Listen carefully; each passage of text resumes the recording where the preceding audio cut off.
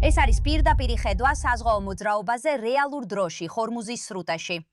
ეს ხდება იმ დროს, როცა ირანი ახლა პასუხობს პრეზიდენტ ტრამპის ბრძანებას ჰორმუზის სრუტის ბლოკადაზე.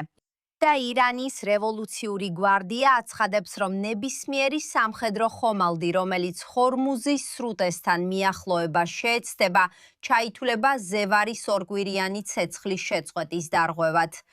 და მათ მიმართ გატარდება მკაცრი და გადამწყვეტი ზომები. გვარდიამ ირანის სახელმწიფო მედიით გავრცელებულ განცხადებაში აღნიშნა, რომ სრუტე ირანის საზღვაო ძალების გონივრულ მართვაშია და ღიაა არასამხედრო ხომალდებისთვის უსაფრთხო გადაადგილებისთვის სპეციალური რეგულაციების შესაბამისად. ამ თემაზე უფრო დეტალურად სასაუბროთ მოვიწროვებ ჯინსას პრეზიდენტსა და აღმასრულებელ დირექტორს მაიკლ მაკოვსკის.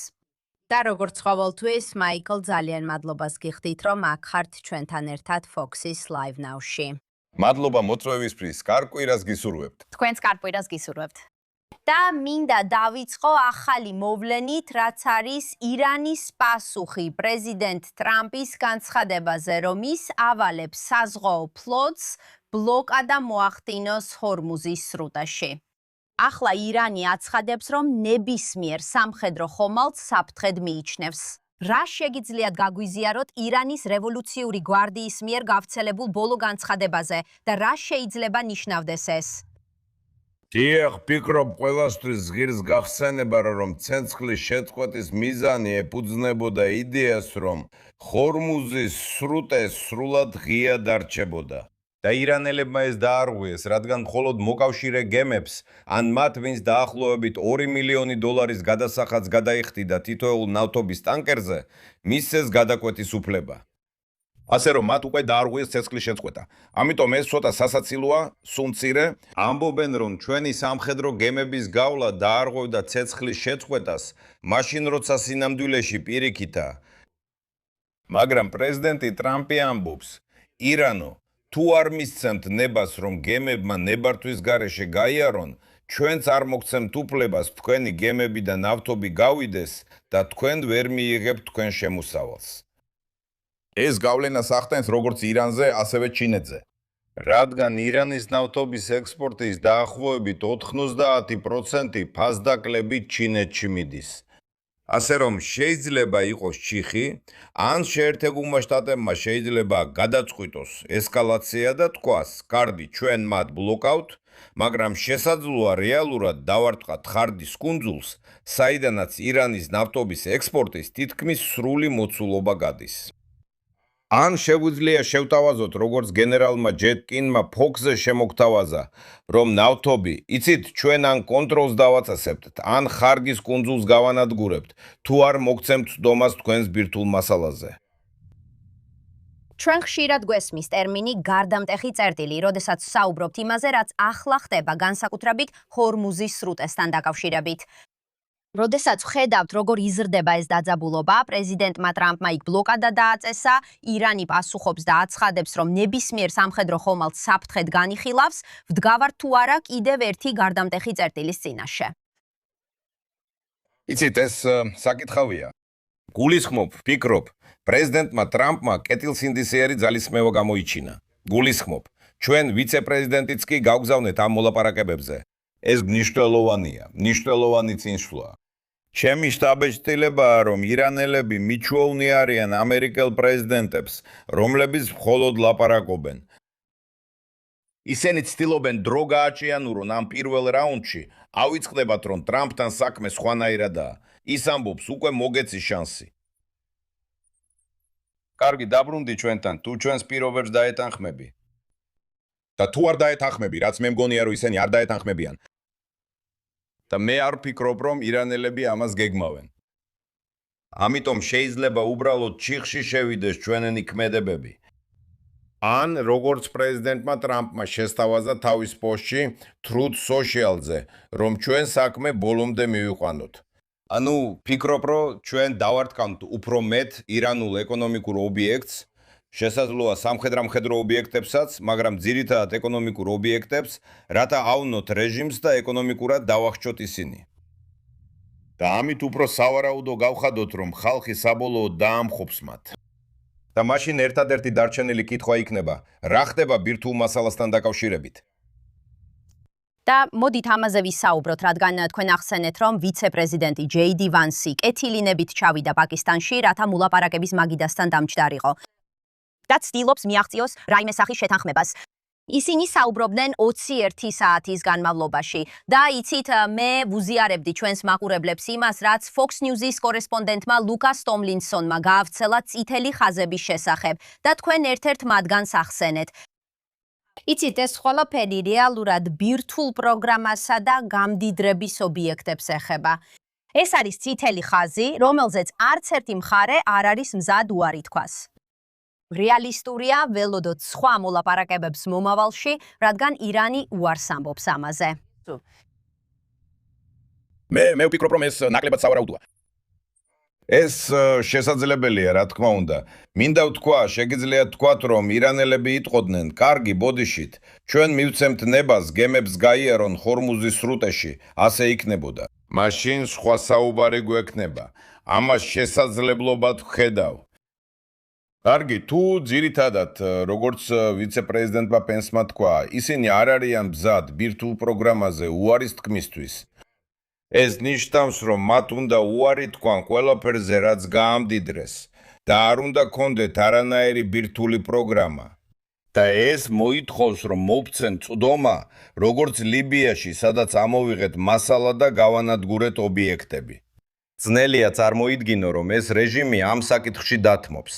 ასე რომ კითხვა ასეთია, რას გავაკეთებთ ამასთან დაკავშირებით? ნახეთ, რა თქვა Fox News-ის კორესპონდენტმა ტრეი იანგსტმა. ზაპიერვას არც ერთი მომლაპარაკებელი არ დარჩა პაკისტანში 21 საათიანი მოლაპარაკებების შემდეგ. ირანი კვლავ არ აკეთებს მნიშვნელოვან დათმობებს გამდიდრებულ ურანიუმსა და ჰორმუზის სრუტესთან დაკავშირებით. ჰორმუზი. ასე რომ მაიკლ, აქედან მოყოლებული ჩიხში ვართ. საით მიდიან შეერთებული შტატები აქედან? დიახ, ასე რომ რამდენიმე ვარიანტია. შეგვიძლია შევინარჩუნოთ ბლოკადა ჰორმუზის სრუტეზე, რათა დავწმუნდეთ, რომ არც ერთი ირანული ნავთობი არ გავა, იმავდროულად გავწმინდოთ ჰორმუზი ნაღმებისგან და ასე შემდეგ. შეგვიძლია ვთქვათ, გავწმინდეთ ჰორმუზის სრუტე და ახლა საუდის არაბეთისა და ემირატების ნავთობი შეიძლება გავიდეს, მაგრამ ირანულ ნავთობს გასვლის საშუალებას არ ვაძლევთ. ჩემი ორგანიზაცია ის, რომელმაც იანვარში ურჩია ირანელების ბლოკირება და რეჟიმის დახრჭობა, მიხარია, რომ მთავრობა ამას ახლა აკეთებს. კიდევ ერთხელ შეგვიძლია უფრო შორს წავიდეთ და ვთქვათ, მოდით ვაკონტროლოთ ან გავანადგუროთ ხარგის კუნძული, საიდანაც გადის ირანის ნავთობის ექსპორტის დაახლოებით 90%, სადაც ის მიედინება. შეგვიძლია ეს გავაკეთოთ და ეს რეალურ და ხანგრძლივ ზიანს მიაყენებს.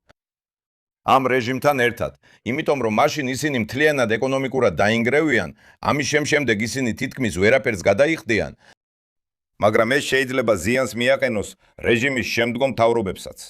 ეს არის რისკი. შეგვიძლია დავარტყათ, როგორც დონალდ ტრამპმა შემოგთავაზა, ირანში ეკონომიკურ და ენერგეტიკულ ობიექტებს, რათა დავახრჩოთ რეჟიმი.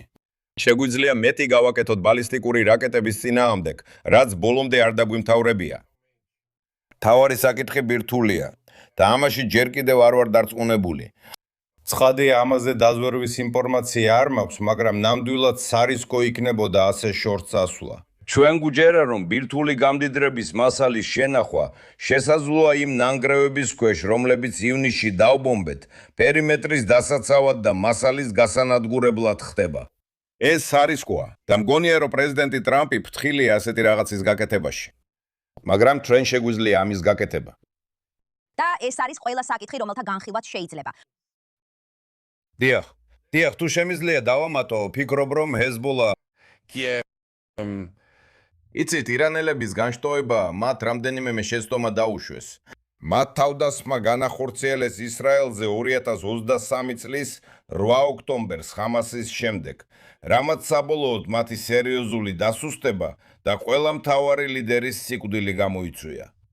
მათ ახლახან კიდევ ერთხელ განახორციელეს თავდასხმა, რაც ისრაელელებს კიდევ ერთ მიზეზს აძლევს, რომ დაასუსტონ ჰეზბოლა. არსებობს საინტერესო დინამიკა, სადაც ლიბანის მთავრობა სურს, რომ ჰეზბოლა წავიდეს, რადგან იციან, რომ ეს მხოლოდ ომს მოიტანს. თავარი მიზეზი მათი ქვეყნის ომისთვის არის ეს ირანის მხარდაჭერილი დაჯგუფება, რომელიც იწყებს ბრძოლას ისრაელთან. ამგვარად ჩანს, როგორ არის ინტერესების თანხვედრა ისრაელსა და ლიბანის მთავრობას შორის. ორივეს უნდა რომ ჰეზბოლა განადგურდეს და გაქრეს. მაშიცით, შეიძლება ეს დიდი მომენტი იყოს, შეიძლება აქ იყოს შესაძლებლობა, შესაძლოა ნორმალიზაციისთვის ლიბანელებთან, მაგრამ საბოლოო ჯამში ეს დამოკიდებული იქნება იმაზე, თუ რამდენად შეძლებს ისრაელი ჰეზბოლას კიდევ უფრო დასუსტებას. მაიკლ, სანამ გაგიშვებდეთ, მინდა ვთქვა, რომ ბევრი სხვადასხვა ასპექტია, რომელსაც ჩვენ კვლავ ვაკვირდებით და ყურადღებით ვადევნებთ თვალს. არის თუ არა რაიმე დეტალი ან კონკრეტული მოვლენა, რომელსაც ელოდებით და გსურთ ჩვენს მაყურებლებთან გაზიარება. დიახ, რა თქმა უნდა, დიდი მადლობა. ისრაელელები კვლავ ყურადღებით აკვირდებიან ლიბანს. ცეცხლის შეწყვეტა ირანთან ისრაელის სამხედროებს ცოტა მეტ ამოსუნთქვის საშუალებას აძლევს, რათა ახლა ლიბანის რეგიონზე მოახდინო კონცენტრირება. ჩემთვის საკითხი ხორმუშია. თუ მოვლენები ისე გამწვავდება, როგორც საუბრობდით, და თუ ისრაელი ან შეერთებული შტატები გადაწყვეტენ, გამოიყენონ ეს ომის განახლებისთვის, რადგან მათ უბრალოდ ცეცხლი შეწყვიტეს, რაც ირანელებმა არ დაიცვეს. ამიტომ თუ შეერთებული შტატები და ისრაელი განაახლებენ სამხედრო ობიექტების დაბომბვას და შემდეგ ეკონომიკური ობიექტებისაც, მთავარი საკითხი, რომელსაც ნამდვილად ყურადღებით უნდა ვადევნოთ თვალი, ბირთვულია. ვთილობთ ამოვიღოთ ბირთვული მასალა და გავანადგუროთ რაღაცა, რასაც ბევრი ყურადღება არ ექცევა. მედიის მხრიდან, ანუ პიკაქსის მთა შედარებით ახალი ობიექტია, რომელიც ივნისში არ დაბომბულა, რადგან ის უფრო ღრმადაა მთის ქვეშ განთავსებული ვიდრე ფორდოუ. და ის არ შეუმოწმებიათ საერთაშორისო ინსპექტორებს.